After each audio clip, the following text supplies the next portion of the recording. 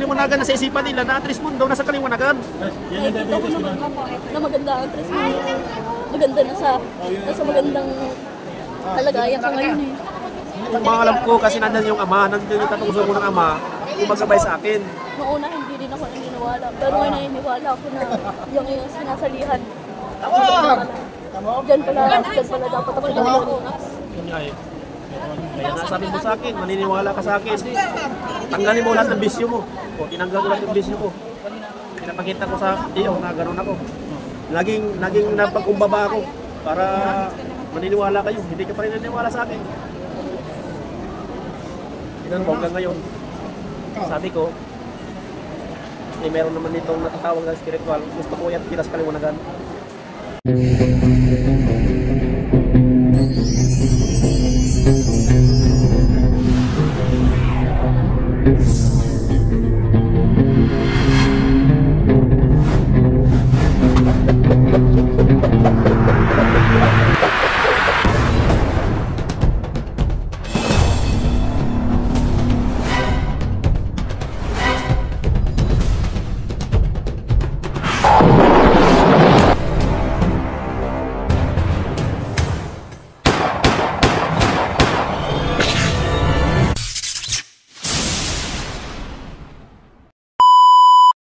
So hello mga ka-vlog ko, panibagong content na naman po tayo ngayon. Ang content po na ito ay isang kaluluwa na bago lang siya namatay. Ang katres namin na taga Mindanao ay gusto niya makausap niya ang kanyang mama na bago lang namayapa, at ito ngayon. Pakinggan nyo hanggang dulo ang kanilang pag-uusap nila mga ka-vlog ko. Sobrang excitement. Kaya panoorin nyo hanggang dulo. At mayroon pa itong part 2 mga ka-vlog ko. Kaya sundan nyo ang video na ito. Kasi doon nyo malalaman na parang buhay pa na kausap mo siya. Pero yun nga lang, kaluluwa na lang siya na pinasok sa babaeng ito mga ka-vlog ko.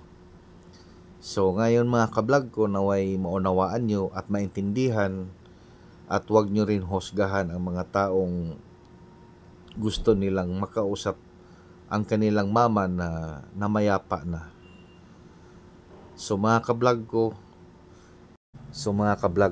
huwag niyo pong kalimutan ang Facebook page natin, Reaplica Vlogs TV, ang YouTube channel, Reaplica Vlogs TV. Paki-like and subscribe mga ka-vlog ko po dyan. Huwag niyo pong kalimutan para may ma-upload pa tayo sa susunod na mga araw mga ka-vlog ko. Itong page na ito, Reaplica Vlogs TV, huwag niyo rin kalimutan na i-like and share and follow my Facebook page, Reaplica Vlogs TV. Inisip mo na... Naisip ko. Paano ko lang naman. Naniwala na sana ako sa'yo. Inano ko yung si Alpat si Papa. Pagalingan ko lang. Kaya ko naman. Naniniwala naman ako sa'yo na kaya ko. Ayaw mo sila kung ano sabihin nila sa'yo. Basta... Kaya ko nga pagalingin si Papa, pero ang gusto kong mangyari, maniniwala siya sa akin para tutulungan siya ng spiritual. Ang gusto kong mangyari, gagamutin ko siya, tulungan niya yung sarili niya, maniniwala siya sa akin. Gusto ko talaga siya makalakad. Yun ang ano ko. Kasi Tres Mundo kasi, gagamutin mo siya, maniniwala ka. Hindi yung ginagamot mo lang siya. Kasi physical kasi ang karamdaman niya, hindi spiritual. Kasi pag physical kasi yun, dapat nasa paniniwala ka. Iba mo na paniniwala niya. Yung nakaraan niya, inilot ko siya. Inilot ko para Nakikita ko naman ako eh. Nakikita mo pala yun? Nakikita ko naman ginagawa ko. Hindi Kaya ko man lang kayo makawakan. Saan ka ba nagpaikot-ikot lang? Kaya, paikot-ikot na ako ngayon. Nasa ano lang ako, nasa salihan lang. Nahihirapan na din ako. Ngayon, tama-tama yun ay. Ihatid ka sa tahanan ng ama. Ihatid ka giling. Ito, si Sugog, alam mo yan? Makiling ako. Yan ang tatlong sugo ng ama. Tres Mundo Hilario, yun ang mga pangyarihan dito sa buong mundo. Yan ay dinadalo yun ng tamang espiritual ni brutal. Yan lagi dito ako. Pag nandito ako, pag wala akong trabaho, pumunta ako dito. Kahit pagod ako, kahit nasa biyahe ako. Hindi pwedeng hindi ako pupunta dito. Pag wala akong biyahe, pupunta talaga ako. Pupunta ako. So, pagkita ko lang gusto ko. Masaya na ako. Yun ang ano ko. Yun ang pinakapunto ko dito. Kahit pagod ako, pupunta ako dito. Sa pagtitipon. Kasi siya ang pinaniwala ako. Wala nang iba.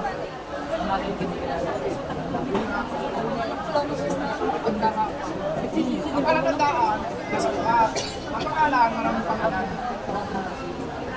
Ito ngayon. Dito sa mundo ng mga tao. Nakita mo ngayon. Tulungan sa mundo ng mga tao. Si Rika. Oh. Mag-asawa na ng ano. Yung foreigner, yung taga-Europe, mag-asawa yun. Ay, kasal ngayon. Kita mo yun. O, nandun si Papa. Nandun sila Nakikita mo ba, Piling? Doon. Nakakalula kinuha sa Happy sila ngayon. Pero nag-wheelchair nga na si Papa kasi pinakalaban. Sabi ka makiling. Ngayon, okay na pasalamat na ako na nakausap na kita, binusin ko lahat yung karamdaman ko. Kasi lagi ako nag-iisip eh, masama na lang. Ngayon,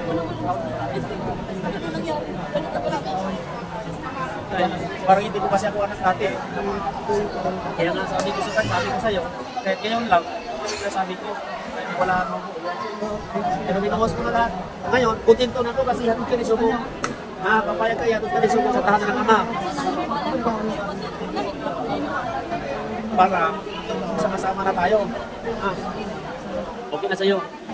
Sige na, babay na. Masaya ka na. Sige ma.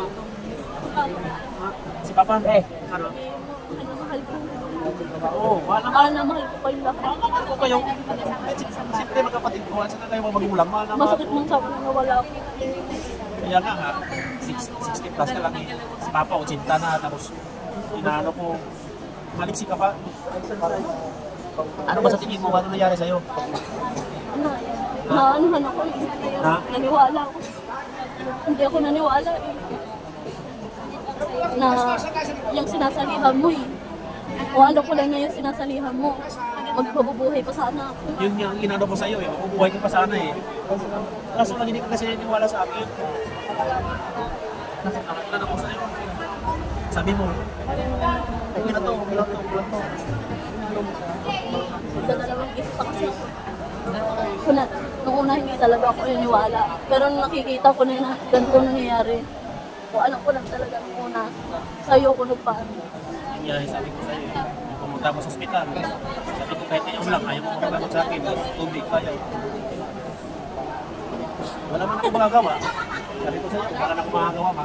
Kasi ayaw mo talaga tiwala sa amin. Sige, ayaw mo na. Masaya na ako. Ihatid ka ni Sobo. Sa Crismon to Ilario. Ihatid ka sa kanan ng ama. Masaya na ako ha. Masaya ka na. Usap na tayo. Oo, nakita pa ako. Masaya na ako Hindi ba? ko man nakita yung mga kapatid ko. Pero masaya din naman ako na nakita kita. Ako din, masaya din ako. Kahit hindi ako nakikinig sa'yo. Ganun ba? At least, kahit hindi natin kinit siya, ligtas ka, ihatid sa taro ng ama. Ihatid ka sa taro ng ama. Galing gusto. Masaya na ako. Nabuhos ko na lahat. Masakit. Kinano ko na lahat. Okay na sa akin yun. Nalalaman sa akin niya. Ma, sige ma'am, gabayan mo. Gabayan mo lang ako. Titignan ko lang kayo sa mga. Oo. Titignan ko lang kayo kung anong ginagawa niyo. Hayaan mo na mga kapatid mo kung ano man sabihin sa'yo. Alam ko nasa tama ka naman. Pero gusto ko talaga na ano. Kahit sinasabihin nila na yung sinasalihan mo. Pero sa akin ngayon ang nalaman ko na ganyan pala sinasalihan mo na yung pala dapat ako mabubuhay pa.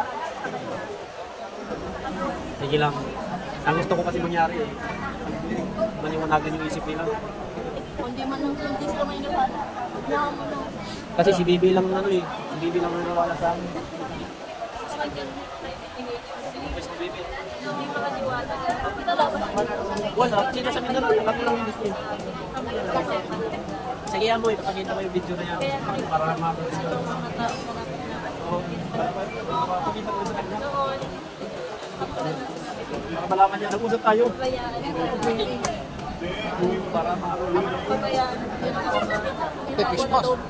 Binawa ng loob mo. Dapat yung walang Basta yung mga anak ko. Nabuhos ko na lahat. Nabuhos ko na lahat. Nararamdaman ko. Kaya masaya na rin ako. Sa huling sandali, nag-usap tayo. Baka pwede pa sa sunod, kung pwede sa sunod, kumustahin na lang kita, kung pwede pa. O, ibang buwan, o makapunta ko rin dito, kumustahin kita kung masaya ka pa. Pero alam ko, masaya ka kasi yan, kinisyo mo sa tahan ng mama eh. Oo, tahan ng mama. Oo. Yan din ka doon. Masaya na ako. Atid ka. Dito na ako. Sobrang miss kita bang? Sobrang miss. Ito lang. Pangalagaan ng kalikasan. Yan mo. Mabait akong tao. Ako ay Sa totoo lang. Side ng bubad ka naman yung makakapatid sila talaga. Hindi, alam ko yung alam ko na ganyan ang nangyayari. Hindi mo lang salita ka din. Yan nga yan. Pero wala kong abroad ngayon. Bukas may interview ako.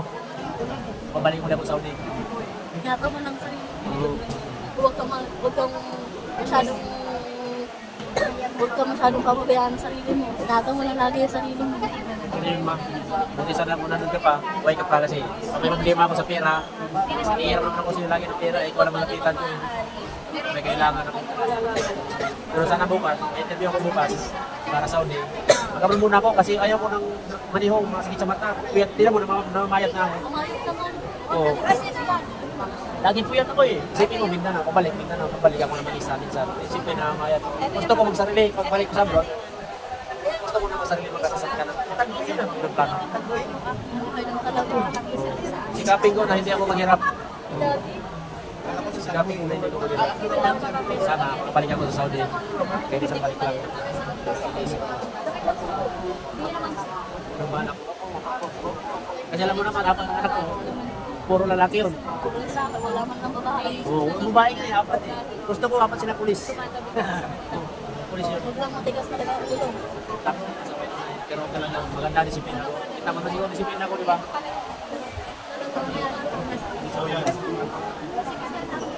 May disiplina ko naman. Ayaw ko kasi yung lumaki yung ulo nila sa ano. Hindi kaya ng ibang bata. Ito naman, kahit ako. Naalaga.